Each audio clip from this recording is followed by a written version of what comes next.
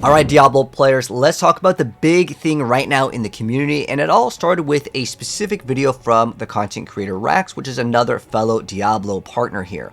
So he made a video talking about him not even wanting to play the brand new season, and this video popped up, everyone's really talking about it, and I actually got asked several times while I was live streaming, did you see Rax's video? And it's talking about basically the big problems that Diablo 4 has, and he did offer some solutions as well as give his own insight to it, and I think it is a great watch. However, I even did a podcast recently and had someone ask me about it during the podcast, so I think that a lot of people are interested to know kind of how other Diablo 4 partners and players feel about the current state of the game after watching the video. I'll be kind of highlighting some of the points over here, offering some solutions to Blizzard as a Diablo partner, but I really want to say that there are a very, very big amount of issues that can actually easily be fixed with the right amount of tuning in the game. So I want to start off the video by saying we, as in myself, Rax, and all the Diablo partners, and pretty much any of the Diablo players, you probably want the game to be successful. So when you're complaining about this game and talking about the problems, you want it to be better. It's not like you're just bashing on the game because you don't want to play it. You still come back every season more than likely, hop in, and then be like, well, it's kind of the same, I'm off. And then you start kind of feeling bad once you maybe reach kind of a wall where you feel like my build can't do whatever form of content because, well, it's just not powerful enough to progress in the pit. But again, I want to say that it only benefits us, as in you and me, if the game is better, right? So again, we want the game to be successful when we complain about the game. But it's this constant thing with Blizzard where they say, we hear you, we are listening, we want feedback, but we've been wanting certain things like loot filters since the game started. We've wanted an auction house, we wanted some sort of variants of PvP, we want new forms of endgame content. And while I understand things take time, I think instead of we hear you guys, we got something cool planned, I think what they really should be doing with the current state of the game as far as like the community managers and anyone that's in the Diablo team is to say, hey guys, we're working on a brand new skill tree system, here's kind of what we're working on, give us some feedback while we're making it. That way we can change certain things maybe before they implement them in and they're kind of set in stone. I think it would make more sense to say, instead of we got something cooking up, it's good, you guys are going to like it, just show us what you have, what's in the works. Because I remember Diablo 3 actually had a pretty cool charm system that actually never came out. I really wish they did, but they were more interested in showing us things maybe in the earlier stages of development. Even if it doesn't come out, it's something that at least players will think in their head, okay, cool, they got something cooking up. They are a little bit more patient versus kind of the same stuff that you would hear from different companies. We're like, yeah, we're listening, we're going to take your feedback into consideration. It just feels kind of like tone deaf, and I think that that would really help out the Diablo players that feel frustrated. But one of the other things that I really think would actually help the game is have the people that are in the balance team, that are in the seasonal content team, play a non-meta build inside of the pit. And I really think that this will help them understand the frustration in the current game state with the balanced state of the game. When you have certain builds doing way more damage. This was a big point that Rax brought up in terms of like the balance and bugs. Certain skills were hitting for like way more extra zeros. He was talking about a 1 million challenge, meaning that he wanted to see if Diablo 4 can reduce these numbers. And the Diablo team actually mentioned that themselves. They want to not make it so we're hitting for crazy numbers. But then the big thing that I think I want to drive home with the whole idea of like, we don't want you guys to hit for quadrillion millions of damage, but you make these monsters have trillions and trillions of HP. So why do you have monsters that have this amount of HP if we're not supposed to be able to do this amount of damage? It kind of does not make sense.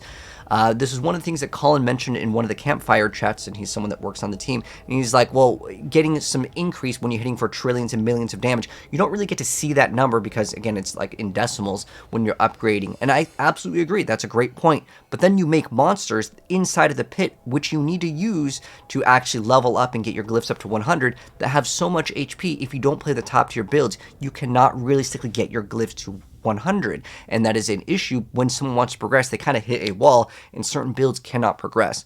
So I think it'd be really good for the developers of this game to actually play these higher levels of the pit with, again, a non-meta build, especially the ones that they themselves are buffing. A lot of times we get these buffs of these skills where it's like, okay, we'll give it a 20x, extra damage. We'll increase it by a little bit. If you actually played at the end game, those numbers don't matter. It may matter for the earlier stages and like open world T4 content, but again, I think that these things need to be tested from the developer standpoint, from the people that are actually making these buffs, so they can directly see how much that number is basically nothing. When you take, 0 and you multiply it times, another 20%, it just doesn't matter when certain skills are doing way, way, way more damage. Again, bringing up the point of the balance issues in the game. But the big point over here also that ties in kind of similar to what Rex was talking about is that he wants more diversity in the game, more variety, more builds to actually be functioning, because he was talking about like when you make like a fireball build, they are very similar. You could take any of the top tier Diablo players and they will come up with essentially the same build. And a lot of it comes down to the customization options in the game. They were talking about making the game have more variety. They've mentioned this several times, and also one of their pillars in Diablo 4 is to shift up the meta. When we have like the best rogue build being the same death trap build multiple times, or a lot of the builds are kind of the same things that we've been seeing again and again. If they want more variety, this is kind of like where I would say the players are saying, hey Blizzard, we want more variety of the builds to the end game. And Blizzard looks at this and they're like, okay, so you want more variety, the top build is outperforming by a lot. We'll go ahead and nerf all of the good builds, and then now only 1 or 2 builds can do glyphs up to 100. The rest of the builds, I'm sorry, you're just out of luck. And I think that that is just so different. What we want to see is the other skills, they need to be buffed up by a lot. You can't just look at a number and just say, okay, 20%, see what happens. I feel like this is kind of what the balance team has been doing. Again, that's why I'm saying that these developers need to play their game at a high level with some of the stuff that we are begging to actually be viable at the end game. Again, not just open world content. We need them to be viable in the pit, because that's how people upgrade and progress their character when they're spending, lots of time throughout the entire season of the game. So again, this is the big problem here. And then this is another thing where like some skills are doing like negative damage, they're doing crazy damage, and then other skills, they may only hit for, just 1 million, which is, it's still a high number.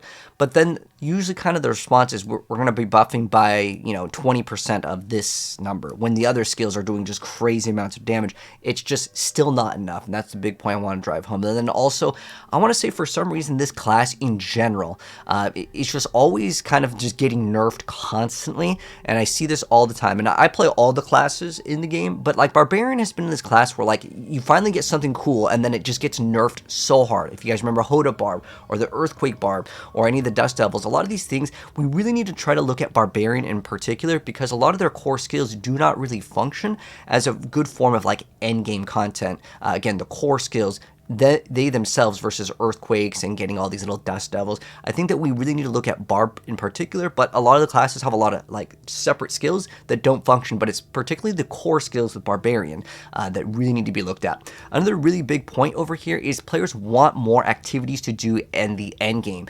Right now we kind of just have the pit, and I know right now the new season mechanic, which is really like off-putting, because if you look at it from a viewpoint of someone that maybe hasn't played Diablo in a while, they're like, what's the new season mechanic? It's nightmare dungeons. And this is kind of how players feel right now. It's like we want more activities to do at the end game versus just the pit, because that's basically what you're doing, right? That's the only like end game form of content, which is already recycled content. It's basically a greater riff from Diablo 3. But Blizzard's response is, in this new season mechanic, it's just nightmare dungeons with some mods that we deleted from season 0. A lot of these mods were deleted because people complained. They don't want this little thing to follow you and then explode. They don't like Drifting Shade coming over and deleting, your entire skill bar because you're not unstoppable. Now, there is ways to get unstoppable, and they did add it as kind of a power if you want to, but it's just a lot of this stuff just feels too samey. It's almost like this is a area where there's too much recycled content. Again, I don't want to see things from a previous season as the new seasonal content. I think that people want to see the action RPG genre move forward. So what I really want to stress is for Blizzard to add real new seasonal content. This was something that Rex also criticized, specifically with like the new seasons in terms of like the power and wanting new things. And I actually don't think the powers themselves are necessarily a bad idea. It's just that they are too samey. We'll talk about that in a moment here. But he was actually talking about the crafting in the game as well, when it comes to theory crafting and crafting in general. I think that we can all agree that Diablo 4's state of crafting, well, it's supposed to kind of be a more casual game. I'll be honest, right now, you can min-max a character in Path of Exile 1 and 2 actually quite fast compared to Diablo. Getting those paragons takes a super long time. It's interesting because before, Path of Exile was this game where it would take so long to min-max compared to Diablo, especially Diablo 3. But now it's almost flip-flop. It takes so long to grind those paragons, especially if you're not playing like a big, like fast meta build.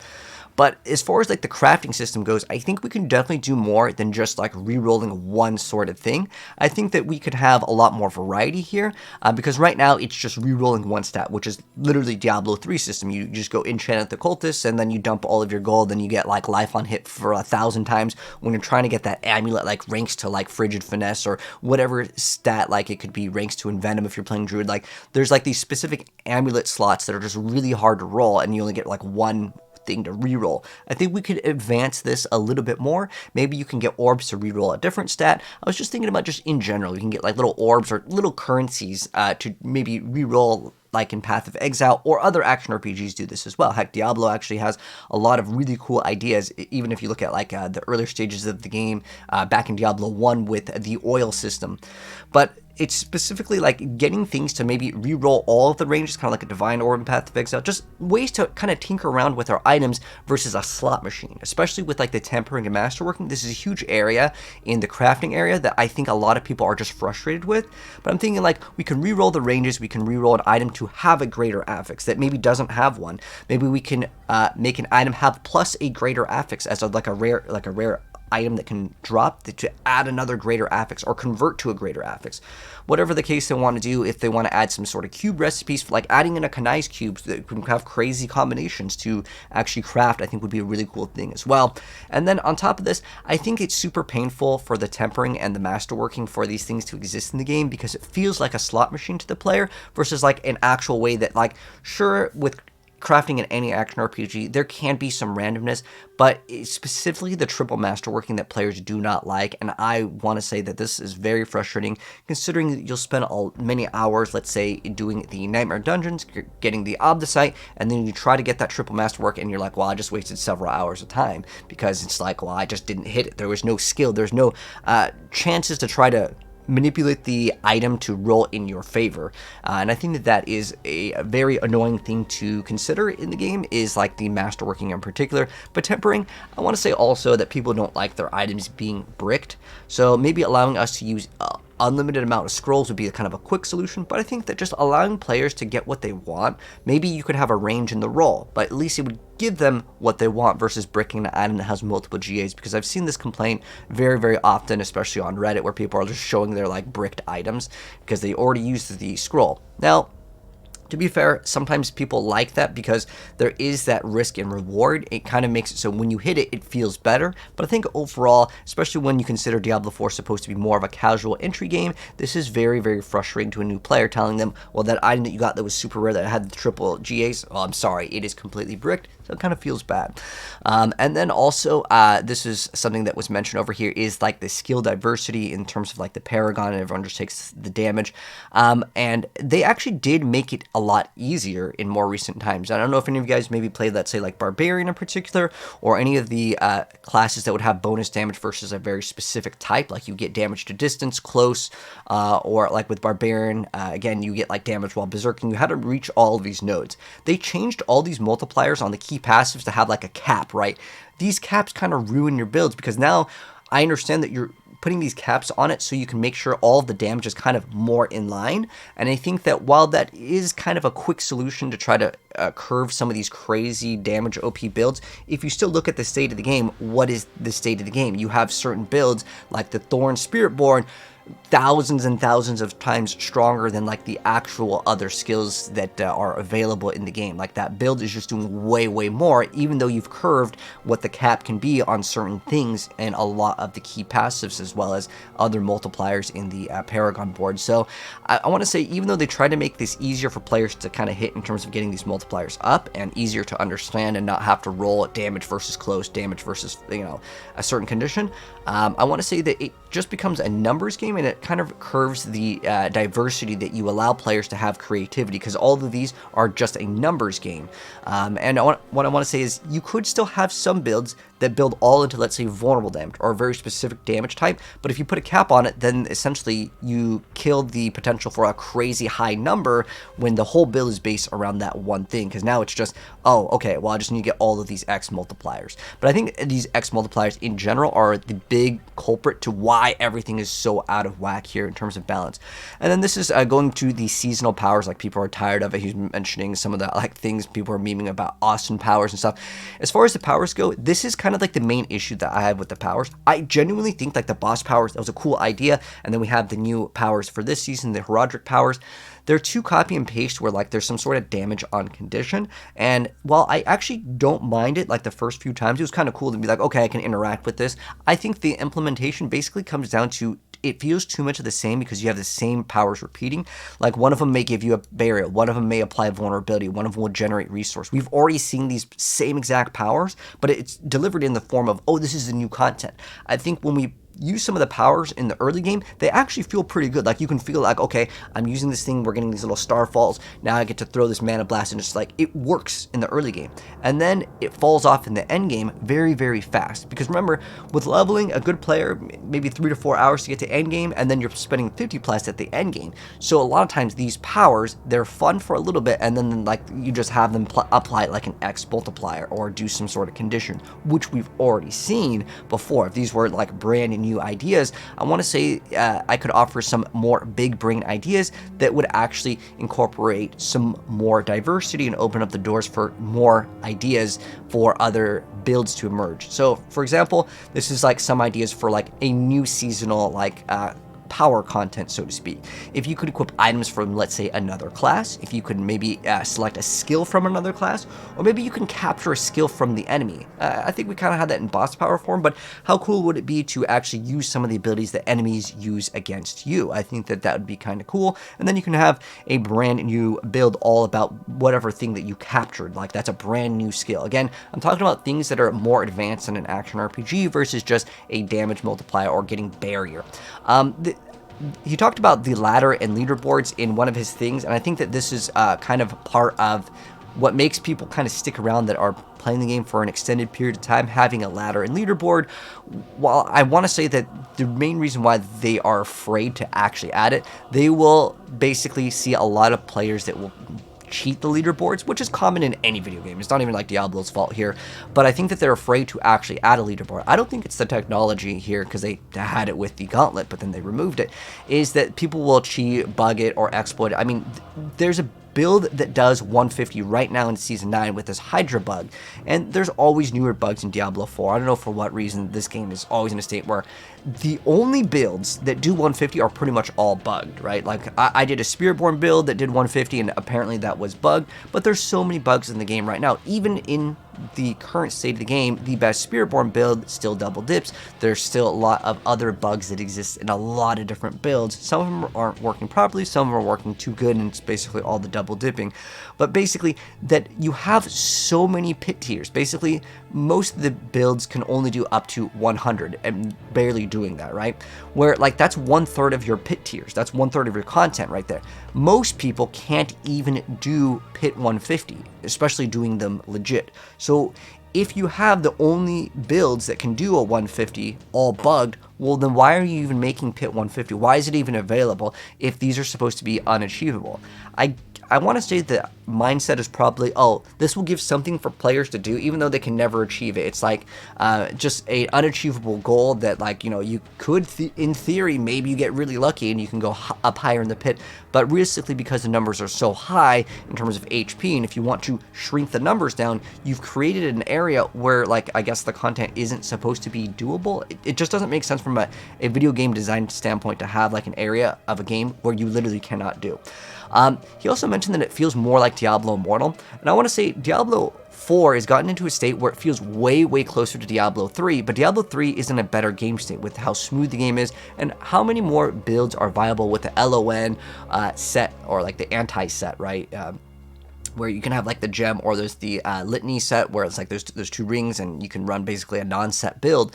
And I want to say with a little like nerd face, actually, I think that Diablo Immortal has a lot of good customization and options, especially with the set items. I know set items were super rare. They just came out with the Druid, so I recently went and back and played Immortal, so I can tell you it doesn't actually feel like Immortal. It definitely has its own like feel to the game, because Immortal kind of feels a little bit similar to Diablo 3. But again, if we look at the original state of D4, it was kind of its own game. But now it's just kind of moving more into the Diablo 3 area, more and more every single time I look at it, which is, again, what makes it feel like Immortal to a lot of players that maybe haven't played Immortal recently. Now, I want to say that Immortal has some cool itemization. Genuinely, I think it has better itemization. Like, objectively, I will argue on it. Now, I won't go too far into Immortal because I know Immortal isn't, the game that I usually cover, but I do want to say that the set items in Immortal, guys, they're genuinely pretty cool, and they give them out basically for free. If you just play the game, they give you so much, and I was surprised. The main issue with Immortal is all of the cool gems. They have so many cool gems. If you ever played Diablo 3, the gems are what makes the game, like, more interesting. Now, they have way cooler gems in Immortal. The main problem is they are locked behind a paywall, and I want to say, if Blizzard was smart with this, here's a good suggestion to Blizzard. If you make a Diablo Immortal with no pay to win, I genuinely think that this game is better than Diablo 4 in the customization. The reason why is you have a lot of things that can increase your damage versus like getting a very specific thing. Like one of them that I'm running right now, you can run multiple set items and multiple set like piece bonuses, and some of them aren't even really that great at running a 6-piece. And you could still run a 6-piece and you could still have a lot of your gear. It's pretty cool. I know this is kind of weird that I'm like making this video and then I'm like, okay, praise Immortal, but genuinely the customization and the theory crafting goes way harder in Immortal because you can stack movement speed in a certain area, which also increases your like damage, and there is more customization. But again, the problem is in Immortal you have like this paywall. So Blizzard, I'm telling you, if you make, just like what Capcom did, if you guys didn't know, Capcom had this Mega Man Online game, and they made an offline version with no pay to win that you buy. I genuinely believe if they just release a version of Diablo Immortal that you have to buy for whatever amount of money, like you buy it and it has zero pay to win, I think that you could see a huge increase in player base just by purchasing that game. I think that that would be a great idea because there is so much more customization in that game. But I won't talk too much about Immortal because I know I'm not really on Immortal channel here. But he was also mentioning like the balance and the bugs here. It's just this thing with Diablo 4 for whatever reason. We're in like season 9 now, and we still have like bugs returning from the Infernal Hordes, which was in like season 5, where you still can't even see how much of the Aether that you're getting. I think that's a pretty big issue. Also, he was talking about the content versus paid updates. As far as it goes, I don't really mind as far as the microtransactions go for skins in terms of like collabs, but in the collabs, I really wish there was more content than like buy the skin. They had this other thing where you can collect the little like heads for like these other cosmetics that you can get for the Berserk collab, but I really want to see like a brand new boss. Like Diablo Immortal, again, going back to this, Diablo Immortal got a brand new raid boss that you can actually fight, and they had way more content than what we got in Diablo 4, which is pretty disappointing. But on top of that, looking at like Vessel of Hatred, I wanted to kind of talk about like the paid content because a lot of people think that they're saving everything for the expansion so they can sell it to us. And while I want to say I want to see great content in those, I also want to see great seasonal content in the game. And what I want to say is Vessel of Hatred was very weak. If you compare Vessel of Hatred to, let's say, Reaper of Souls made Diablo way better. Or the greatest of all time, Lord of Destruction was a huge expansion for what it did in the game. Multiple classes, we got so much more content. But as far as what Vessel of Hatred did that I think was really good, we did get rune words, and what I want to say is the rune word system is kind of a cool idea. It's not like really rune words, but I think the new class, like having a new class, is a good thing. People like that. But what I really wanted to focus in on like is when they add the new content for Vessel of Hatred being the new like form of endgame, what did we get really, right? We got the Undercity, which I would say is kind of mid. Like no one sits in the Undercity again and again because you have to have those tributes. But I think it's like in the middle ground because you still have ways to get extra like runes now with the buffs, and then you also got the additional changes with the other rewards that you can get. Like, for example, you can maybe get a mythic off of it. So I think that this is like a middle ground where, like, if you have the currency to do these, it is worth doing. But as far as like the Citadel, I feel like that was fun one time. The campaign was like fun one time. But as far as the expansion goes, I think in the next expansion, we really need to see way more content as far as the end game goes. I think instead of having a campaign, maybe you focus the next expansion. I know it's kind of probably already done at this point. Like, they probably have another campaign. But I think that in terms of doing the campaign, which is something that he mentioned in his video, is we really should have been able to kind of like fight the final boss of the game versus like, oh wait, hold on, you gotta get the other expansion to do it. But I think genuinely, I'm curious to know how you guys feel about this. Would you guys rather them just not even have a campaign and just focus in on so many other forms of endgame content? Because I feel like the campaign and the Citadel, they were like fun one time. And remember, we only spend like maybe 8 hours doing the campaign one time, versus in the endgame, we're spending hundreds and thousands of hours. So I think that it would be in Blizzard's best interest to make the next expansion all just add a lot more content for the endgame, to spend thousands of hours to actually enjoy ourselves. But also, balance needs to be in place in order for us to enjoy the new content with the new builds. All right, this is another thing over here. We're talking about dopamine here in Diablo 4, and this is a big issue that I actually think he hit on the head of the nail here. So he was talking about, like, when he's playing Diablo 4, there's no like dopamine, right? When you're playing, you don't get this, oh my gosh, I just got this drop, right? Specifically in Path of Exile, you're playing at any point in the game, right? When you're doing the campaign even, you can get a divine orb, and if it happens, you just feel like you won the lottery. It feels really good, right? And he was talking about like when it just a god rare item to drop to feel like $1 million, right? Again, when the divine orb drops, you're super excited in PoE, especially if it's early on in the game. He was mentioning things similar to Diablo 2, like a Burr Rune or a Arachnid Mesh, which are like really rare items, or even just getting an SOJ in Diablo 2. Like, that's a really awesome feeling, right? And he's saying that mythics are too easy and it's a tedious task. Absolutely agree with it being a tedious task. I would say as far as it being too easy, it's more of an annoyance to have to get these every single season. But what he was talking about is he wanted them to be super, super rare, and I don't think we can go back to this idea of having these mythos be super, super rare. He was saying that, like, maybe you can get one every few seasons. I really don't think that that's the correct route. I agree 100% with, like, a dopamine hit as a drop, but having these new forms of these new currencies to maybe upgrade your gear, that can be maybe your dopamine hit. But on top of that, I want to say Diablo 4, it's really hard to have a good drop to be something that would hit hard other than a mythic at the moment. So maybe you can up the mythic drop rate in the open world, because it's basically just a tedious task. Again, this is not what I would consider fun forms of content to chain slam bosses, even though in the campfire, Colin mentioned we don't want you to chain farm bosses, but like, you only get the mythics by doing the T4 bosses. But he was talking about making it so there's a one drop every few seasons, like as in like maybe you have to play 2 or 3 seasons and then you get one mythic. I think that's a terrible idea, considering some builds need 3 mythics to actually be good, but I agree with the dopamine hit. So I think what you could do, because many of these builds, they need Harlequin Crest, the Shaco, for the cooldown to have the build function at like 100%, right? Or you need Ring of the Starless Skies for that big resource cost reduction in order for it to function.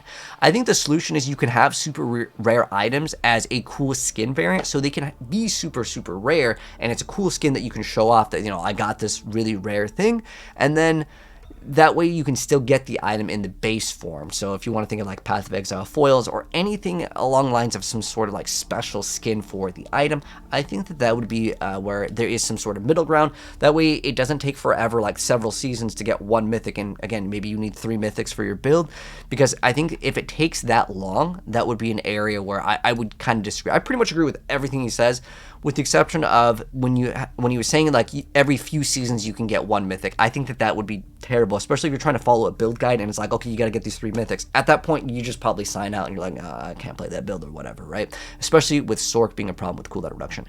He also mentioned that he mentioned that he's like, you guys made StarCraft Diablo 1 2, and I will say I agree with what he was saying, that with this video is basically like, you guys were so awesome when you guys made all these great games in the past. Keep in mind, like, this is a long time ago, and I want to say that while nostalgia is pretty hard with a lot of video games, like I love StarCraft user map settings and old Battle.net before it had like the little launcher and stuff, a lot of these OG people are gone. And I want to say that while there is still maybe some people that did work on some of those older titles, they have moved on to other companies. And while I want to say that they made some of my favorite games, specifically like StarCraft 1, and StarCraft 2 was a great game as well, but StarCraft 1 user map settings, and again, the old Battle.net with the whole like gem activated activated, deactivated. All these things that Battle.net had were so cool before. Most of those people are gone, and there is also just a new amount of people designing games these days that may not be super familiar with why we love those old games. And I want to kind of touch upon this and offer kind of a big brain solution to the current issues with the game, again, that was mentioning over here. But as far as the Diablo 4 team goes, because he's saying, like, you know, these are OG people that, again, probably don't work in the same areas that they did before in Blizzard. But as far as the Diablo 4 team, I want to say the art team is pretty good. We can keep them to have like the same cohesiveness, but I really want to say as far as the balance team, we could use some new people here just to freshen things up as well. And I also want to like highlight a couple things that go into the balance team in particular right now, because I think the art team, like if we got new people here, this is what I want to mention, because I agree there's a lot of talented people still at Blizzard that come up with some really cool ideas. Like if you look at some of the ideas that they had from the boss powers, I think that's genuinely a cool idea, but the balance team in general really needs to be a fresh set of people working on the game to make these seasons feel more refreshing and also keep them in line. Again, if you get the balance team to just play some of the non-meta builds in the pit at the high level, they can see whatever they buffed simply just was not enough. But like right now, they said they want to shift up the meta, which is a good thing, right? That was one of their core pillars in the game. But the Death Trap is the same exact build that we've seen 3 seasons in a row. There's also half of the mythics in this game are legitimately trash. These are the rarest items in the game. And again, the Melted Heart Selig, you talk about the Shattered Vow, you look at the spear that gives you like the shrines. These are your rarest items in the game. What is the balance team doing with these items? Like, you could easily just crank up some numbers, try to buff these a little bit. And I know we have a lot of skills that are so useless that they're like, okay, here, we'll slap on 20x.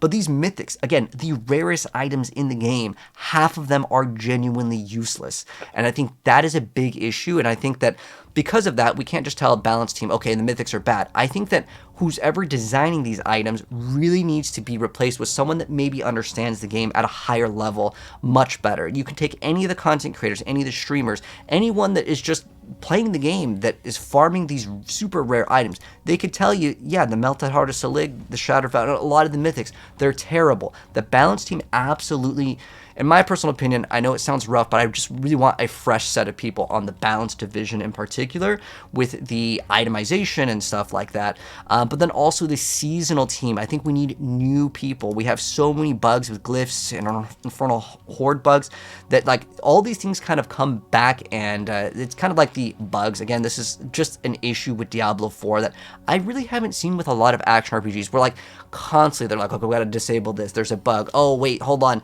The new Horadric powers aren't dropping right. Like they did hotfix. I will give Blizzard some credit, which is a good thing, but it's a constant issue with this game that I haven't really seen in other action RPGs. But I think that really we need new people on the seasonal team. They cannot take season 0 mechanics that were deleted and say, this is what we're offering in the brand new season, guys. Get ready to play this. Like, I want new content in a new season, and I think that this is a very valid request that we get new seasonal content in a new season. And specifically, I think just a brand new team working on the seasons. As far as I'm aware of, there are 2 different teams that are working on it, but I really think that we need new endgame content that can be repeatable. Like when you look at the incursions from the last season, was it really some big brain new thing that you got super excited about doing? To be honest, no. And again, when we look at Nightmare Dungeons, is it a brand new thing? Meh. There is also the idea that like every single season we get a new color, Helltide. So I want to say the seasonal team, we need a brand new fresh set of people, some new blood in here to really shape things up and kind of add more replayability. But I also think that it would be really cool. I know that they announced Diablo 4 being this 10-year plan, but if it's 10 years of, you know, powers and kind of recycled content, I think fatigue will definitely hit. But there are new players coming back into the game because of course, new seasons, and we just recently went free on PlayStation, so there's going to be new players. But I think instead of 10 years of Diablo 4, I think that it would be really cool to see Diablo 5 get announced, and then that way I think that would really restore a lot of faith in like the Diablo franchise. But I also was thinking that, like, what if they did what Overwatch did, which was they let a bunch of the content creators actually work on like a balance. It was kind of a separate like variant of the game, but I genuinely feel that a lot of the Diablo partners have been saying the same thing. The content creators, even the viewers, right? When I'm playing this, people will talk about, like, you know, balance being so out of whack with this game. And I really want to say the Diablo partners could absolutely balance or just make big changes to the seasonal theme, or just like have them add a lot more content to the game. Let them design the seasonal theme. Let them change the balance. All of the balance things are just numbers that you could basically have them give you. A lot of content creators, I want to give a shout out to Macro Bioboy. He's like showing off all these numbers where, like, this new unique, let's go ahead and do the math, it's trash.